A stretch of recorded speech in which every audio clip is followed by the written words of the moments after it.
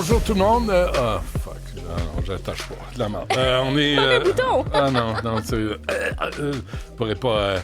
On a 3 heures à faire. Anne-André, bonjour. Bonjour, Benoît. Bonjour tout le monde. Justine est là, Jean-François est là, Jean-Philippe s'en vient. Tout le monde est là. Présent. Je vous rappelle, c'est belle est quelque part sur une plage La au chanceuse. Portugal à manger. Est-ce que c'est le rêve ou quoi? Regarde, oui, on lui souhaite. Avec la température qu'on a présentement. Du là, beau temps. Oui, c'est ça, avec froid, l'automne. de petites pluies. Bon. En passant, si jamais vous avez des exemples précis à donner, vous pouvez nous écrire, nous appeler vers 13h. On aura notre ami Philippe Sabourin, porte-parole de la Ville de Montréal. Des exemples de quoi, Benoît? Des exemples d'excellent travail, de souligner l'assiduité des travailleurs sur les chantiers dans la Ville de Montréal. C'est... si vous n'avez à Laval ou à Longueuil, ça fait pareil. Mais on aura le porte-parole de la Ville de Montréal tantôt. Je pense que c'est lui qui a dit que ça ne sera pas comme une publicité de char. Pousse pas ta loque, là. Faut pas être plus baveux qu'il faut, là.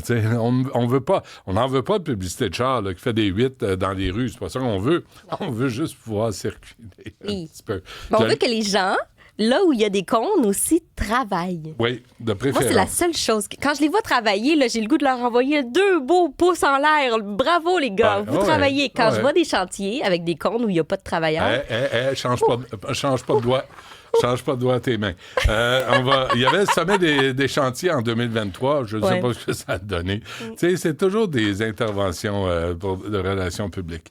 On aura aussi à midi moins quart, Charlotte Dornelas, qui est rédactrice en chef du service Société au Journal du Dimanche et chroniqueur aussi à CNews. Il y a un rapport, moi je l'ai lu dans le Figaro, un rapport de 73 pages sur, rappelez-vous ce que Paul Saint-Pierre Plamondon a utilisé comme terme, l'entrisme islamique à l'école Bedford. Il y a un rapport sur ce qui se passe en France, l'influence des frères musulmans qui sont pas juste en France. Roulez pas des yeux, je vous le dis, là. Faut arrêter d'être insignifiant, de faire comme les 3 singes de la sagesse. Là. Je veux pas le savoir, je veux pas le savoir, je veux pas le dire, je veux pas le voir, je veux pas l'entendre. Faut qu'on soit au courant de ce qui se passe. Que ce soit en Belgique, en Allemagne, les pays scandinaves, il y a une stratégie d'entrisme, de s'infiltrer dans les écoles, dans les mairies, dans la structure politique en France. Et là, il y a un rapport des services des renseignements. Il y a un ambassadeur qui a pris part aussi à ce rapport-là. On a consulté des gens sur le terrain. Puis on va revenir là-dessus vers autour de midi moins quart. Mais tout d'abord, on va revenir sur un scandale. Encore une fois, je sais que tout le monde est fatigué, tout le monde sort de l'hiver. Je le sais que les temps sont durs. Je le sais, l'inflation, le prix de l'essence, le prix de l'épicerie. Je sais qu'il y a tellement d'affaires sur lesquelles on doit être attentif. Mais cette commission, ce qu'on appelle la commission Galland, là, c'est la commission d'enquête sur la gestion de la modernisation des systèmes informatiques de la Société de l'assurance automobile du Québec. C'est le vrai nom de la commission.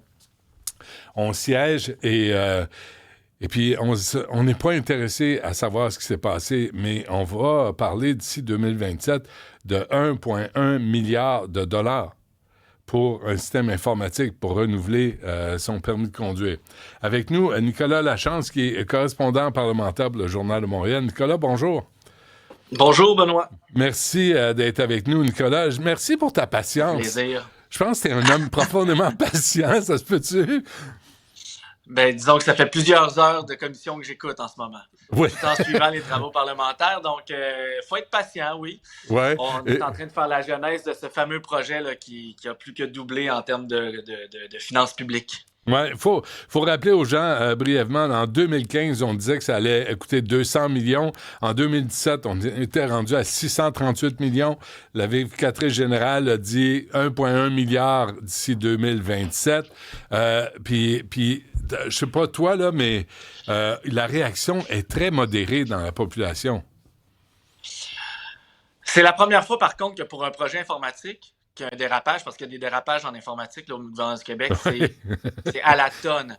Ouais. Mais on dirait qu'on a pu je dis souvent ça à ma conjointe, on dirait qu'1 milliard, ça fait plus rien à personne aujourd'hui. C'est comme si ça représente plus. Des dépassements de coûts, ça représente plus beaucoup. Mais pour la première fois, ça reste un projet informatique qui a touché les gens. Pourquoi? Parce qu'on a fait la file dehors. C'est vrai. Tu sais, quand on parlait de Phoenix là, au fédéral, ça touchait quelques employés de l'État au fédéral. Quand on parlait de RENIR, donc les télécommunications de la police, là, ça a touché quelques personnes qui sont mortes parce que les réseaux cellulaires sont peut-être pas passés lors d'une intervention avec des ambulanciers. Mais là, on a vu des centaines de Québécois et Québécoises faire la file dehors parce qu'on a fermé la SAQ pendant 3 semaines, puis qu'on a senti la dérape, puis là, tout le monde s'est senti touché par ça. Donc, quand le scandale quand la vérificatrice générale a publié ce scandale-là, en fait, a confirmé ce qui avait déjà été un peu écrit à travers les branches par des journalistes, puis qui a permis à d'autres journalistes, dont Marie-Michel Sioui du Devoir, moi au Journal, de fouiller encore plus là-dedans. Là, le scandale est devenu très gros. Donc, ça a forcé le gouvernement à déclencher une enquête publique à ce sujet-là. Nicolas, dirais-tu aussi que, ajouté à tout ce que tu viens de dire, la réaction politique face à ce scandale où tout le monde a essayé de s'en laver les mains, c'est pas moi, c'est lui, c'est pas lui, c'est elle, c'est pas elle, c'est la mascotte. Bien là, on est en plein cœur. Je l'ai devant moi d'ailleurs. Monsieur Sylvain Gaudreault, 2014, donc, est le premier politicien en ce moment à venir témoigner lors de cette commission. On vient de terminer. On a passé à grade, je dirais, sur tous les membres du conseil d'administration, les présidents du conseil d'administration des dernières années. On a vu la genèse. Là, on sait que le dépassement de coûts, là, il était connu depuis 2020. Là, on le sait. Ouais. Puis on a des preuves que les politiciens l'ont su à partir de 2020. Mais qu'est-ce qui a mené à ça? Donc, on est en train de faire cette genèse-là. Et il y a un fameux décret de 2014, là, je ne veux pas trop rentrer dans les détails, qui a été signé par Sylvain Gaudreault, par le Parti québécois à l'époque, qui donnait un peu de liberté à la SAQ dans sa transformation numérique, qui permettait à la SAQ de changer certaines règles qui a peut-être mené, en tout cas on ne le sait pas, à cette dérape. OK. Mais bon, c'est une petite affaire, mais après ça, la surveillance, les budgets, c'est après, là, c'est les autres gouvernements. Oui, puis si tu veux comprendre l'état des choses, Nicolas, présentement, il faut comprendre d'où ça vient, par où c'est passé. Exact. Alors, je pense que c'est légitime de le faire. Qu'est-ce qu'on a... Tu sais, tu parlais des administrateurs qui ont défilé la semaine passée. Moi, je lisais tes articles, puis... Et cette semaine, encore. Oui. Puis, écoute, pour le peu de cheveux qui me reste, je suis en train de perdre les derniers. Je veux dire, ça se peut pas de dire, moi, je connaissais rien en technologie, Mme Champoux-Payé, Geoffre Rion, il dit, c'est lui qui disait, ou c'est Guy Corneau, qui disait, 50, 100, 200 millions. Guy Morneau. Guy Morneau, c'est ça. Du conseil d'administration, oui. Là, tu dis, mais vraiment, ces gens-là, un, étaient incompétents pour faire la job, et deux, s'en fichent tellement que ça fait... Ça choque, tout ça. J'ai l'impression qu'il y a beaucoup de gens qui essaient de se cacher derrière les décisions des gestionnaires au conseil d'administration. Ah oui, tu penses? Veulent surtout se donner se ramener à nous, on s'assurait que tout était suivi, puis on nous disait que tout allait bien. Mais on voit quand même dans les procès-verbaux des conseils d'administration que la dérape était connue, là. Puis les témoignages de certains d'entre eux aussi. Il y a des gens qui font « Ah, on se souvenait de rien », mais on a la preuve. Je le résumerai ici. OK? Oui. Bon, c'est vrai que on va entendre sans doute M. Poetti là, dans les prochains jours. On disait que les libéraux avaient dit au Conseil du Trésor ça va coûter 200 millions. Mais après l'appel d'offres puis le contrat qui a été signé, c'était 450 millions finalement. Bon. Et ce contrat-là, là, dès 2019, là, ils se sont rendus compte qu'il n'y en avait pas assez pour finir le travail sur 10 ans. Qu'il manquait 800 000 heures 800 000 heures au contrat. 800 000 heures, là, c'est du monde en tabarnak. On a calculé, Nicolas, 800 000 heures, c'est 33 000 jours. 33 000 jours à 24 heures par jour. Donc, des jours ouvrables à 8 heures, ça fait 100 000 jours ouvrables. Y a-tu quelqu'un, quelque part, M. Galland, as-tu sorti sa calculatrice quand il a entendu ça? Puis est-ce qu'on peut savoir... Ça semble l'inquiéter. Il se demande pourquoi. Il était temps. Est-ce qu'on peut savoir c'était quoi le taux horaire de ces informaticiens? Parce que tu m'as dit... Pour l'instant, on ne le sait pas. Puis, premièrement, ces informaticiens-là, ils n'étaient pas au Québec. La main-d'œuvre n'existait pas ici. Puis ça, c'était un enjeu dès le départ. Si on l'a compris, ça a été très bien expliqué. Ces gens-là travaillaient en Inde, pour la majorité. Pour faire quelque chose qui est unique au Québec. Ouais. Donc, il y a eu un choix, parce que ça a été souvent critiqué. Est-ce qu'on fait la nouvelle technologie maison? Donc, on part, c'est nous autres ici, on l'a fait, ou on achète quelque chose qui existe déjà, un pro-logiciel. Là, on entend beaucoup ça. Là. On a décidé d'acheter un pro-logiciel et de le transformer pour la SAQ, pour l'aspect unique au Québec. Et c'est là que... Mais un comme dans l'autre. Mais un comme dans l'autre, là, ce que je lisais ou ce que j'entendais, c'est que si tu pars de rien, c'est compliqué, puis il faut que tu développes au complet. Si tu pars de quelque chose, ça peut être bancal, puis tu peux te tromper en chemin. Fait qu'un comme dans l'autre, c'est comme s'il n'y a pas de... On dirait qu'il n'y a pas de façon de faire qui était déterminée pour arriver avec ce programme informatique. On vit un peu tous la même chose. On est tous sur Microsoft, là, on a tous Teams, toutes ces choses-là. Quand on paye une licence, ça coûte cher parce qu'on paye ad vitam aeternam pour un service. Ouais. Là, c'est un peu ça. On paye un service, on paye quelque chose qui va être transformé pour nous, mais après ça, ça vient avec une certaine sécurité. Ce qui veut dire que lorsqu'il y a des mises à jour, on a toujours la meilleure chose qui est sur le marché. On a aussi une assurance de cybersécurité un peu plus ferme. Quand c'est maison, ça vient avec bien des problèmes souvent, puis des frais qui sont moins publics aussi. C'est un peu ça qui a été résumé. C'est la solution maison, est-ce que sur papier, elle aurait coûté moins cher, mais qu'en réalité, dans l'État, il y a peut-être moins de contrats, mais il y a beaucoup d'argent public qui est mis pareil sans que ça passe dans l'espèce de budget annuel de la société. Là, il y a des contrats publics qui nous permettent d'avoir un suivi un peu plus particulier. Hier, je parlais à un expert de l'ENAP là, qui disait en Europe, pour le même genre de programme, on a dépensé 30-50 millions d'euros. Là, nous autres, on serait rendu à 1,1 milliard. Est-ce qu'on a retracé l'argent? Est-ce qu'on a le détail des factures? Est-ce qu'on sait ça pourquoi on a payé? C'est vraiment pour des heures. C'est les heures. Le 800 000 heures. Il y a eu des négociations. Donc, c'est un peu ça. Ce qu'on voit là en ce moment, c'est on a signé un contrat qui devait être pour 10 ans, qui devait inclure l'entretien du projet jusqu'en 2027. Puis, à mi-chemin, on s'est rendu compte qu'il manquait 800 000 heures, puis que là, qui va payer?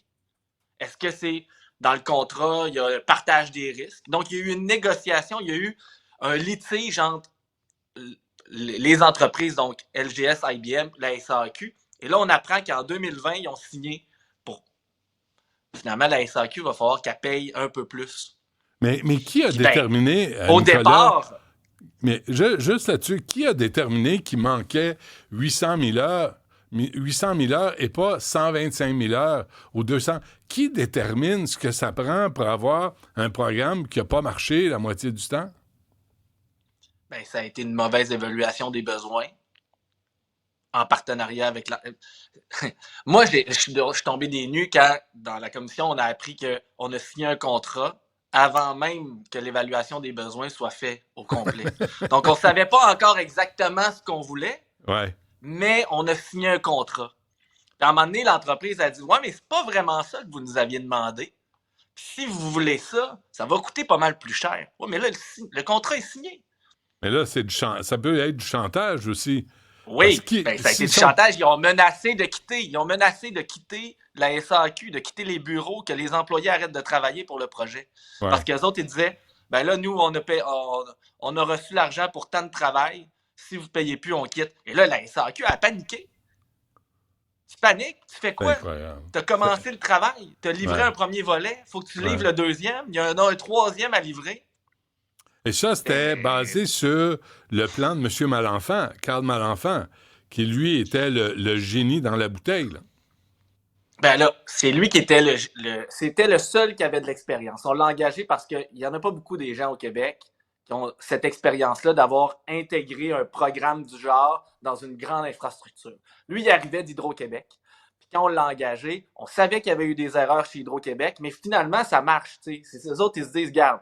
Puis lui, il a l'expérience, il a vécu ces erreurs-là, puis il s'en vient chez nous le faire. C'était le seul, selon eux, qui pouvait faire la chose. Puis ils ont répété au conseil d'administration, ceux qui l'ont engagé, si c'était à refaire, ça serait la même personne, puis ils pensent encore que c'est la bonne personne. Il n'était pas tout seul. La direction était derrière lui, que ce soit le VP Finance, la directrice générale, qui était Nathalie Tremblay à l'époque. Donc, on les a pas encore entendus, ces gens-là, mais ils n'étaient pas là. Quand la vérificatrice générale a dit qu'il y avait un dépassement de coût de 500 millions, là, ça peut être, sérieusement, là, moi, depuis le jour 1 où j'ai lu ce rapport de la vérificatrice-là, où que j'ai eu la vérificatrice devant moi et j'ai pu lui poser ces questions-là, puis que je lui ai dit, est-ce qu'une seule personne peut vraiment là, enfiroiper le Québec au grand complet pour 500 millions? Réfléchissez à ça. Ouais. En ce moment, non mais aux finances, au ministère des Finances, il y a une scène qui part en ce moment, là, puis on te demande de le justifier. On parle d'un demi-milliard. Ouais. Est-ce vraiment possible que personne n'ait vu ça? Là? C'était quoi la réponse? Camoufler ça. C'était quoi la réponse? Elle n'a pas pu. Sa réponse, c'est que son mandat n'était pas d'évaluer ça. Ah bon. De savoir qui savait. As-tu peur, en conclusion, Nicolas Lachance, as-tu peur que, encore une fois, personne ne soit redevable, comme d'habitude, au Québec, et que cette commission-là nous serve de grande leçon, mais dans le fond, on va le payer de 1,1 milliard? Ah, ça, oui. Et plus, peut-être. Et plus, peut-être, oui. La vérificatrice générale a bien dit que c'était minimalement. On oublie qu'elle a prononcé le mot minimalement, 1,1 milliard. Maître Galal répète souvent, son rôle, c'est pas d'accuser personne. C'est pas un procès criminel, c'est pas un projet civil, c'est une commission d'enquête publique. C'est de trouver la vérité et de donner des recommandations pour que ces erreurs-là n'arrivent plus. OK. Écoutez, on a notre réponse. On a notre réponse, Nicolas. Là-dessus. Après ça, est-ce qu'il pourra avoir des poursuites civiles? On l'a vu dans le dossier de la commission Charbonneau. Ensuite, il y a eu des gens qui ont été poursuivis. Là. Il y a eu des enquêtes, il y a eu des arrestations. Ouais. Pour l'instant, il n'y a pas d'odeur de corruption. Il y a une odeur de... En même temps, nous, on a demandé l'UPAC là, en entrevue, ils ne viendront pas comme d'habitude, mais en 2013, Robert Lafrenière m'avait dit, nous, cette année, puis c'était échappé, puis me l'avait dit après l'entrevue, pendant que les publicités roulaient, il dit, je me suis échappé, je ne pense pas de dire ça, mais l'UPAC était censé se concentrer et enquêter sur les contrats informatiques. Tout ce sur quoi tu as écrit au cours des dernières années, l'UPAC voulait enquêter là-dessus. Ça fait 12 ans, zéro nouvelle. Il y a eu quelques arrestations là, dans des petits dossiers, dont en Revenu Québec, si je me souviens bien, mais rien de profond. Là. Rien de profond. Bon, on se laisse là-dessus. Nicolas Lachance, lâche pas. Je tiens juste à dire qu'on entame une grande révolution numérique au gouvernement du Québec. Là. La transformation de la SAQ, c'est un banc d'essai. Là. Ouais, la santé s'en vient. Ouais. La santé s'en vient. La santé, c'est commencé, puis c'est déjà la dérape. Aïe. OK, sortez vos chéquiers, payez vos taxes et impôts, parce que ça va coûter cher. Merci, Nicolas. À la prochaine. Au plaisir. Bonne journée.